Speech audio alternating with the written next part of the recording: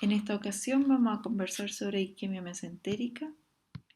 La isquemia mesentérica es cuando hay una insuficiencia de los vasos viscerales, ¿ya? Cuando estos son insuficientes para los requerimientos de perfusión de los órganos viscerales.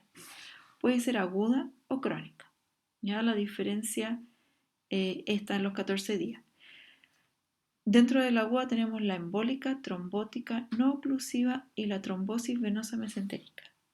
¿Ya? En el fondo la fisiopatología es la oclusión de las arterias mesentéricas, la estenosis o el déficit de flujo, ya sea porque hay una falta en el influjo o en el flujo de salida de las arterias mesentéricas. La arteria, los vasos viscerales en ayuna ocupan un 20 o un 25% del gasto cardíaco, pero esto es variable, porque cuando hay ingesta de grandes cantidades de carbohidratos esto aumenta a un 35% y en casos de hipovolemia disminuye a un 10%. Ahora bien, el 80% del riego sanguíneo se va a las capas mucosas y submucosas, por eso que las manifestaciones son primero en el interior del intestino y a veces no se observan transmurales. Y de ahí la importancia del second look. Se presenta más frecuentemente en mujeres y las hospitalizaciones por isquemia mesentérica aguda han ido disminuyendo en relación a la mejor anticoagulación por la fibrilación auricular y el aumento de uso de estatina. Las hospitalizaciones por isquemia mesentérica crónica, en cambio, son muy infrecuentes, dado que requieren el compromiso de 2 o más vasos, si bien hasta en un 10% el compromiso es de un solo vaso, y esto dado por la rica colateralidad que hay entre los vasos viscerales y la circulación sistémica. La enfermedad arterial oclusiva mesentérica asintomática se presenta hasta en un 20% de los pacientes con estenosis crítica de al menos un vaso, en pacientes mayores de 65 años. Y esta rica colateralidad de la que hablábamos se produce por conexiones entre la tronco celíaco, como por ejemplo la arcada pancreatoduodenal, que conecta con la mesentérica superior, y entre la mesentérica superior y la inferior encontramos el arco de Riolano y la arcada de Drummond. Por otra parte, entre la arteria mesentérica inferior y la circulación sistémica tenemos la arteria rectal media que conecta con la superior, siendo que la media viene de la arteria hipogástrica o arteria ilíaca interna.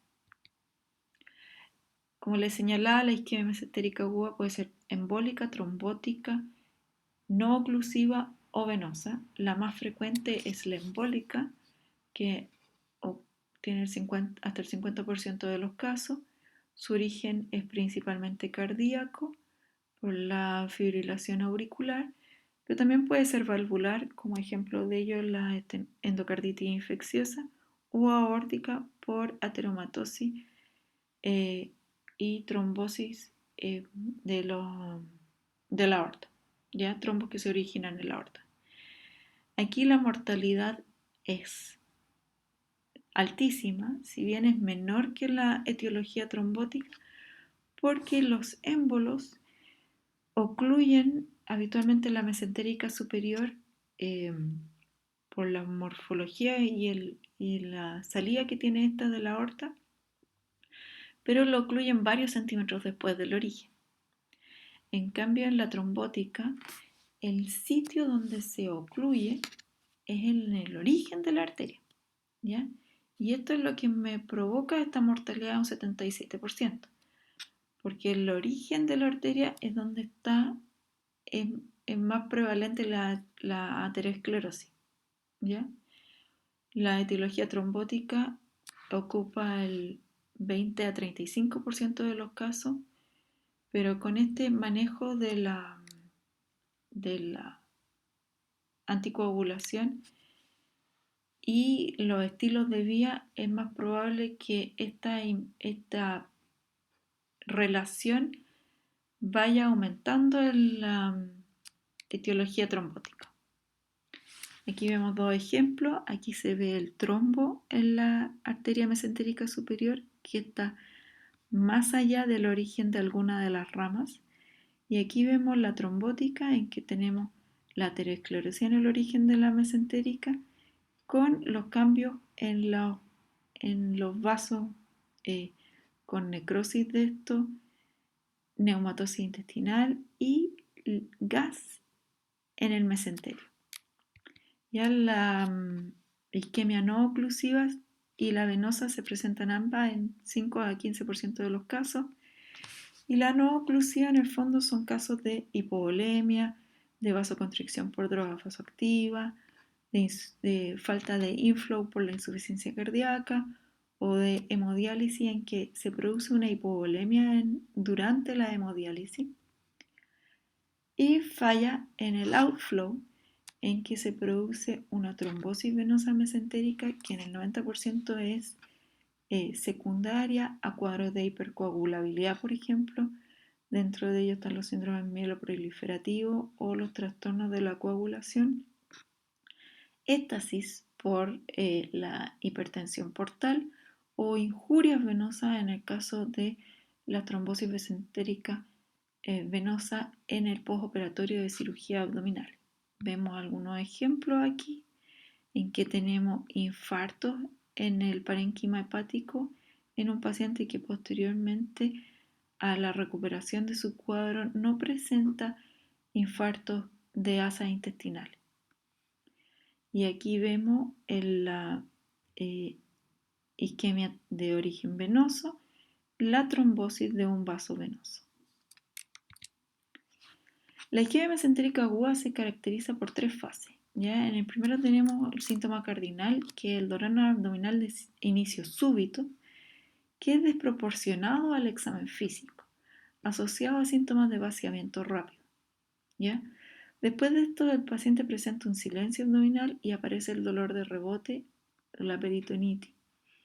Y después tenemos una fase de descompensación en que hay fiebre, oliguria, taquicardia, deshidratación, shock. Y esto asociado a las alteraciones del laboratorio más marcadas, como las alteraciones del perfil hepático, la leucocitosis, la acidosis metabólica, en que ya estamos en un estado tardío. La isquemia mesentérica crónica, al ser un cuadro de tantos meses, años de evolución, nos encontramos con un paciente enflaquecido, en que el dolor abdominal es postprandial, pero con un intervalo de 15 a 45 minutos. El paciente asocia comer con la aparición de este dolor abdominal y por lo tanto deja de comer. Y de ahí que el paciente esté enflaquecido. El síndrome hiperperistáltico tiene una menor incidencia y tenemos una presentación en mujeres ancianas. Ya el 70% de los pacientes son mujeres ancianas que son tabáquicas y que tienen muchas veces otros sitios afectados como el coronario, como las extremidades inferiores. El diagnóstico se hace con ecografía o con escáner. El escáner es necesario para la planificación quirúrgica de pacientes con isquemia mesentérica aguda o crónica y seguimiento, y es vital en el diagnóstico de la trombosis venosa mesentérica. La ecografía Doppler, por supuesto, es operador dependiente, permite evaluar la permeabilidad de los vasos. De acuerdo a la velocidad sistólica, se correlaciona con un porcentaje de estenosis y también me permite ver alteraciones en el intestino, como engrosamiento de las asas, como ascitis o aire libre. Dentro del tratamiento de la isquemia mesentérica aguda tenemos la derivación inicial, ya en el box de atención periférico, tenemos la derivación inmediata a un centro adecuado. El paciente se hepariniza, se le administran antibióticos y se hidrata. ¿Ya? La hidratación es fundamental dentro del tratamiento de la inicial de la isquemia mesentérica aguda. Estos pacientes van a ser quirúrgicos. ¿Ya?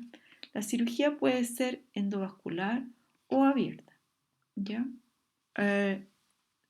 Existe una evidencia creciente en el uso del tratamiento endovascular, tiene alto éxito técnico, pero un 70% de estos pacientes igual necesitan una laparotomía, pero es una laparotomía que es mejor porque hay menores longitudes de resección, porque tienen menores complicaciones y menor mortalidad perioperatoria.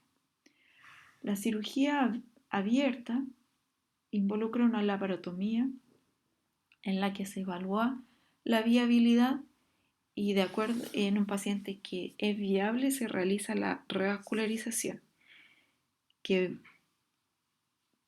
en la mayoría de los casos es con embolectomía y en algunos casos con bypass. En todos los pacientes se debe realizar un second look porque recordemos que la isquemia es primero en la mucosa y submucosa y después se manifiesta transmural. También hay otra técnica que es la híbrida, que fue descrita en el 2004. En el fondo se hace una laparotomía a la cual se accede a la arteria mesentérica superior y en ella se coloca un stent balón expansible para otorgar mayor precisión. La isquemia mesentérica crónica, uno deriva al paciente a cirugía vascular. La cirugía debe realizarse sin espera y en la etapa previa a esto se hace una nutrición enteral o idealmente también parenteral. Se optimizan los factores de riesgo cardiovascular, se evalúan otros lechos y se favorece la hidratación y la vasodilatación del paciente. La cirugía también puede ser endovascular o abierta. La cirugía endovascular tiene una alta tasa de alivio de síntomas y tiene una menor morbi y mortalidad perioperatoria, siendo de 3,7% versus un 13% en la cirugía abierta. Esto hace que esta sea la cirugía de elección en este momento. Tiene una menor tasa de restenosis, tiene eso sí una mayor tasa de restenosis, de recurrencia y de reintervención. Sin embargo, es una reintervención en mejores condiciones. Eso hace que los pacientes jóvenes que no tienen tanto tiempo de evolución sean buenos candidatos para una cirugía abierta. Como ejemplo de cirugía abierta tenemos una vía anterógrada y una vía retrógrada. Ahora, como resumen de esto, clasifiquemos los síndromes de isquemia mesentérica. Tenemos agudo y crónico separados por 14 días. Dentro de la isquemia aguda tenemos la embólica, trombótica, no oclusiva y venosa y trombosis venosa. La mayor mortalidad se presenta en la isquemia mesentérica trombótica porque suele afectar al origen de los vasos. La más frecuente es la embólica y el origen del émbolo habitualmente es la fibrilación auricular. La trombótica, el origen es aterosclerótico. La isquemia mesentérica aguda se presenta en forma más aguda en la embólica que en la trombótica, con un cuadro que va por 3 fases en que se va empeorando el pronóstico en la medida en que uno va cambiando de fase. Los estudios complementarios son con un laboratorio que es poco útil en etapas iniciales de la isquemia mesentérica aguda y que está comandado especialmente por imágenes que son la ecografía Doppler y el escáner con contraste. Y dentro de los principios de tratamiento, todos estos pacientes son en su mayoría quirúrgicos, en su totalidad quirúrgico, eh, siendo alternativa endovascular abierta o en el caso de la isquemia mesentérica aguda un tratamiento híbrido. El pronóstico, como lo habíamos visto, es peor en la isquemia mesentérica aguda de origen trombótico por esta ubicación en que se ubica la trombosis.